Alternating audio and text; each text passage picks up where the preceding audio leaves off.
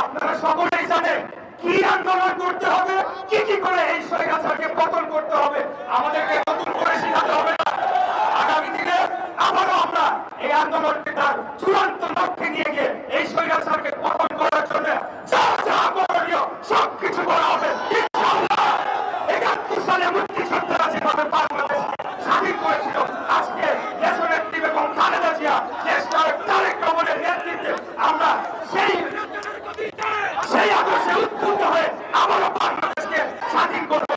ইনশাআল্লাহ এই কাপুরুষ এই দুর্বল আওয়ামী লীগ থেকে আমরা রাষ্ট্র ক্ষমতা থেকে হটিয়ে বাংলাদেশের জনগণের অধিকার প্রতিষ্ঠা করবো। হয়তো আজকে আমাদেরকে এই অবস্থায় আসতে হতো না।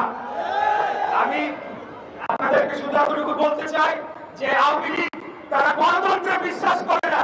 সেই ১৯৭৫ সালে পাঠশাল প্রতিষ্ঠার মাধ্যমে তারা গণতন্ত্রকে হত্যা করেছিল, বাংলাদেশের মুক্তিযুদ্ধের চেতনাকে সম্পূর্ণভাবে ভুলুণ্ঠিত করেছিল এবং বাংলাদেশকে একটি দাস রাষ্ট্রে পরিণত করার চক্রান্ত বাস্তবায়ন শুরু করেছিল। আমি এই গত ৪-৫ মাস আগে আমাদের যে হরতাল অবরোধের কর্মসূচি, সেখানে আমার অনেক সহযোদ্ধারা আজকে আমাদের সাথে উপস্থিত আছেন, যাদেরকে সাথে নিয়ে আমি একটা জোনের দায়িত্বে আছি ঢাকা মহানগর দক্ষিণ বিএনপির। তাদেরকে নিয়ে কোনোভাবে গ্রেফতারে নিয়ে মিছিল, মিটিং, আন্দোলন, সংগ্রাম যতটুকু করার আমরা করেছি। আমি শুধু আপনাদের এতটুকুই বলবো যে আপনারা দেখেছেন যে কাপুরুষ ওবায়দুল কাদের সে এই পুলিশের পাহারা দিয়ে জনসমাবেশে করে সেখানে মঞ্চে দাঁড়িয়ে আঙ্গুল তুলে কুৎসিত ভাষায় বলেছিল কোথায় মির্জা ফখরুল, আর আমাদের পার্টি অফিসে তালা মারা, সেখানে ইলেকশন কমিশন এসে চিঠি দিয়ে যায়, চেয়ারের উপর রেখে যায়। এরকম তারা একটা বর্বর আচরণ করেছে রাজনৈতিক দল হিসেবে। আর বক্তব্য বাড়াবো না।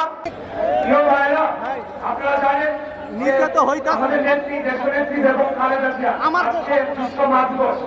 ওরা এই অবৈধ স্বৈরাচারী খুনি শেখ হাসিনা সরকার তার বাসস্থান থেকে উচ্ছেদ করলো। সেদিন যদি বাংলাদেশের সাধারণ জনগণ, লক্ষ লক্ষ জনগণ সেই মইনুলের বাসার দিকে তারা ধাবিত হতো, তাহলে হয়তো আজকে আমাদেরকে গণতন্ত্রের জন্য লড়াই করতে হতো না। আজকে একজন অবৈধভাবে একজন বিচারপতি রায় দিয়ে যখন তত্ত্বাবধায়ক সরকার ব্যবস্থা বাতিল করলো, তখন বাংলাদেশের সাধারণ জনগণ, লাখো লাখো জনগণ যদি সেই হাইকোর্টের সামনে অভিমুখে তারা পদযাত্রা করতো, তাহলে